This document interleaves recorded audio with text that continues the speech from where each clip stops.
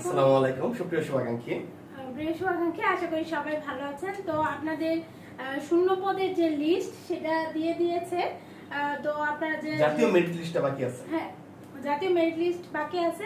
তো যে সাবজেক্টের আছেন সেই সাবজেক্টের শূন্য পদের লিস্টটা একদম হচ্ছে আপনি পারলে প্রিন্ট করে যে আপনার কয়টা সিট ফাঁকা আছে বা কোন জেলা কোন কোন বিভাগে আপনি আবেদন করতে চান বা কোন কোন জেলাতে আবেদন করতে চান সেগুলো শূন্যপদটা অবশ্যই আপনি সুন্দর করে প্রিন্ট দিয়ে ফেলেন, তাতে করে প্রিন্ট দিয়ে একটু অ্যানালাইসিস করা সহজ হয়। অ্যানালাইসিস করাটা আপনার জন্য ইজি হবে। তো আমরা আজকে এই মুহূর্তে গণবিজ্ঞপ্তির 8টা পৃষ্ঠা আছে, 8টা স্টেপ। হ্যাঁ, আবেদনের 8টা স্টেপ। আপনারা যে আবেদন করবেন স্কুল সিলেক্টের পর এখানে 8টা স্টেপ আছে।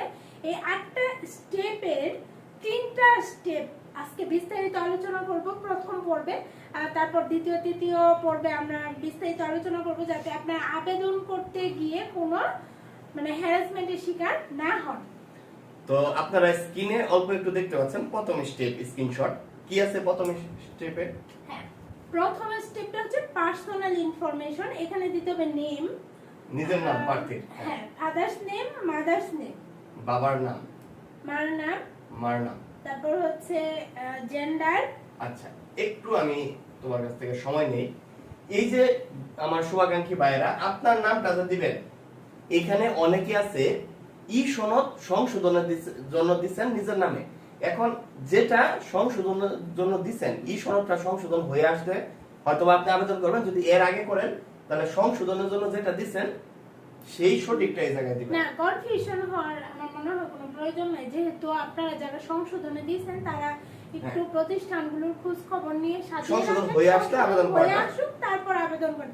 এখানে তো আর আগে পরের কোনো ম্যাটার না, কোনো ম্যাটার নাই। আর আরেকটা বলবো, যাদের কোনো সংশোধন নাই তারা অবশ্যই আপনি আবেদন কপিতে যেভাবে নাম দিচ্ছেন আপনার অ্যাপ্লিক্যান্ট কপি 18তমতে সঠিকভাবে সুন্দর করে নামগুলো ফিলআপ করবেন।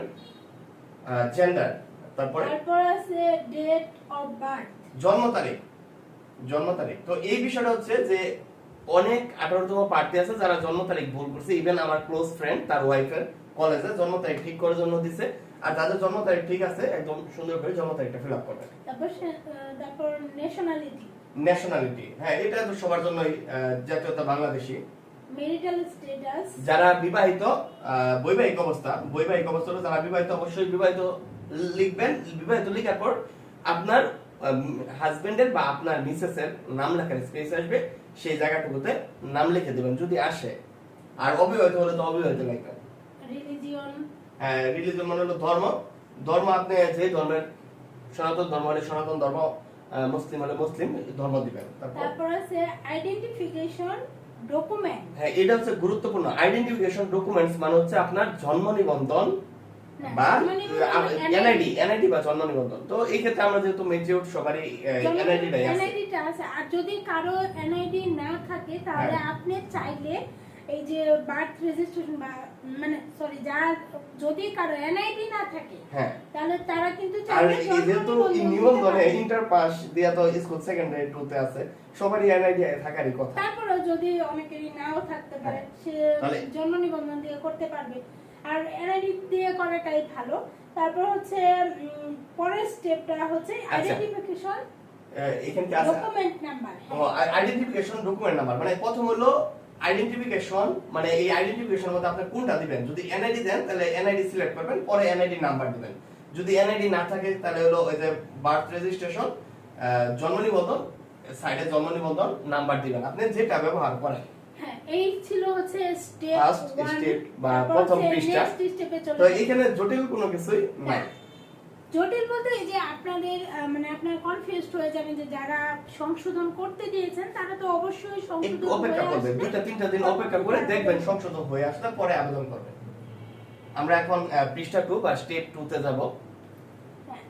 স্টেপ 2 তে যেটা আছে কন্টাক্ট ডিটেইলস, এখানে ইম্পর্টেন্ট কন্টাক্ট ডিটেইলস, যোগাযোগটা খুবই গুরুত্বপূর্ণ। এই জায়গায় আছে স্ক্রিনে দেখতে পাচ্ছেন মোবাইল নাম্বার এবং পাশে আছে ইমেল। অবশ্যই নিজের মোবাইল নাম্বারটা দিবেন, যেমন 01736433770। এটা আমার নাম্বার, যদিও বর্তমানে বন্ধ আছে। এবং একটা ইমেল, বাধ্যতামূলক ইমেল বলছে যে বাধ্যতামূলকভাবে নিজের ইমেল দিতে হবে। আপনি একটা যদি ইমেল না থাকে তাহলে আপনি একটা জিমেল খুলবেন, জিমেল খুলে ইউজার আইডি পাসওয়ার্ড মনে রাখবেন এবং সেই জিমেলটা ব্যবহার করবেন।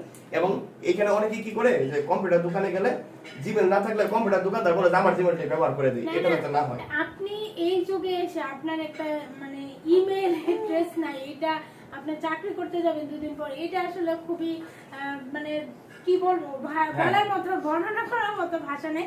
তো আপনাদের যদি কারো ইমেল নাও থাকে অবশ্যই ইমেলটা খুলে নিয়ে এইটার পাসওয়ার্ডটা সংরক্ষণ করবেন। আর ম্যাক্সিমাম ক্ষেত্রে কি হয়, ইমেল অ্যাড্রেস খুলবে ঠিকই, পাসওয়ার্ড ভুলে যাবে, পরে 2 দিন পর দেখা যাবে যে আর ইমেলে ঢুকতে পারতেছে না। সেই জন্য অবশ্যই আপনি সুন্দর করে একটা ইমেল খুলেন, বা যাদের নাই আর কি, যাদের আছে তো আছে, যাদের নাই তারা একটা ইমেল খুলবেন, এটার পাসওয়ার্ডটা সংরক্ষণ করবেন এবং সেই ইমেল অ্যাড্রেসটা ব্যবহার করবেন। এরপরে কি আছে? এরপর আছে পার্মানেন্ট অ্যাড্রেস। পার্মানেন্ট মানে হলো কি, প্রেজেন্ট অ্যাড্রেস মানে হলো বর্তমান না, বর্তমান ঠিকানা। অবশ্যই বর্তমান ঠিকানা আপনি আবেদন কপি, আপনার 18তম আবেদন কপিতে যে বর্তমান ঠিকানাটা ব্যবহার করছেন সেই বর্তমান ঠিকানাটা এই জায়গায় ব্যবহার করবেন। এইখানে দেখেন আপনি একটা বক্স আছে, একটা বক্স স্ক্রিনেও দেখতে পাচ্ছেন। এই বক্সের মধ্যে আপনি কিভাবে লিখবেন ইন ডিটেইলসে, ধরো আমি একটু দেখাই দিই যে আপনার কেয়ার অফ, এই যে কেয়ার অফ সিও, এই কেয়ার অফ দিয়ে আপনি 18তমতে কেয়ার অফ মানে যার নাম দিবেন তার নাম দিবেন, ভিলেজ BILL এই ভিলেজ দিয়া ভিলেজ দিবেন বা ওয়ার্ড, তারপরে আপনি পোস্ট অফিস চাইলে পোস্ট অফিসের নেম, পোস্ট অফিস এই পোস্ট অফিসের নাম লিখবেন, এরপর যদি পোস্টাল কোড থাকে হ্যাঁ পোস্টাল কোডটা সহ দিয়ে দিবেন।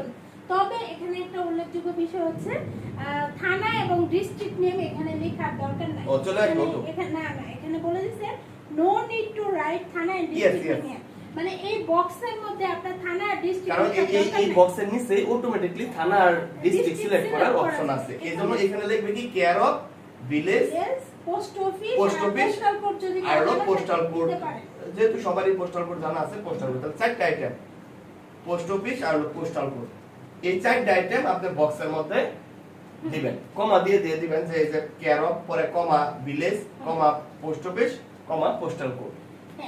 তারপর আছে পার্মানেন্ট অ্যাড্রেস। তো পার্মানেন্ট অ্যাড্রেসও হচ্ছে সেম এভাবেই দিবেন, তবে স্থায়ী ঠিকানাটা কি দিবেন বা এটা একটু ইম্পর্টেন্ট।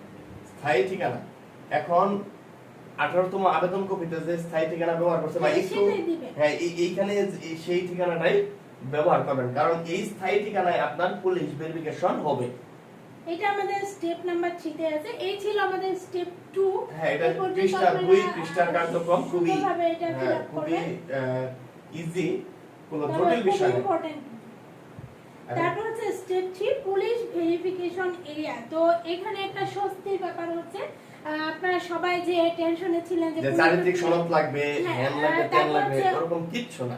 মানে আগের বার তো অনেক কিছু ইনফরমেশন দিতে হয়েছিল, তো এইবার আরো ইজি করে দিয়েছে, এত বেশি ইনফরমেশন লাগবে না, জাস্ট পার্মানেন্ট অ্যাড্রেসটা লাগবে, আর কিছু লাগবে না। স্থায়ী ঠিকানা, হ্যাঁ স্থায়ী ঠিকানায় এখানে জাস্ট ডিভিশন, তারপর হচ্ছে ডিস্ট্রিক্ট, থানা, এই তিনটা জিনিস লাগবে। হ্যাঁ তিনটা, একটা হলো কি বিভাগ, হ্যাঁ আপনি কোন বিভাগে, কোন বিভাগ, আর স্থায়ী ঠিকানা যে আপনি যে একটু আগে গণবিজ্ঞপ্তির স্থায়ী ঠিকানা ব্যবহার করলেন, মানে হচ্ছে আপনার স্থায়ী ঠিকানাটা কোন বিভাগে, অনেকে এটাও বুঝবে না, স্থায়ী ঠিকানাটা কোন বিভাগে সেই বিভাগটা, আর হলো কিসের নাম, জেলার নাম, তারপর হচ্ছে থানার নাম, এই তিনটা জিনিস একদমই ইজি। আশা করি আপনারা যদি ভিডিওটি মনোযোগ দিয়ে দেখে থাকেন আর কোনো কনফিউশন থাকবে না। তো আমরা পর্ব 1 এ এই পর্যন্ত আলোচনা করলাম। আজকে ষষ্ঠ গণবিজ্ঞপ্তির যে স্টেপ 1 to 8, তো এখানে 1 to 3 পর্যন্ত আমরা আলোচনা করলাম। আমরা ইনশাআল্লাহ আগামীকাল হ্যাঁ আমরা 4 to 8 স্টেপ আলোচনা করব। আশা করি সম্পূর্ণ ক্লিয়ার ধারণা রাখবেন এবং ক্লিয়ার ধারণা রাখার পর আপনি আবেদন করবেন, এত করে আপনি কোনো ধরনের জটিলতা বা পেরেশানিতে পড়বেন না। ধন্যবাদ সবাইকে।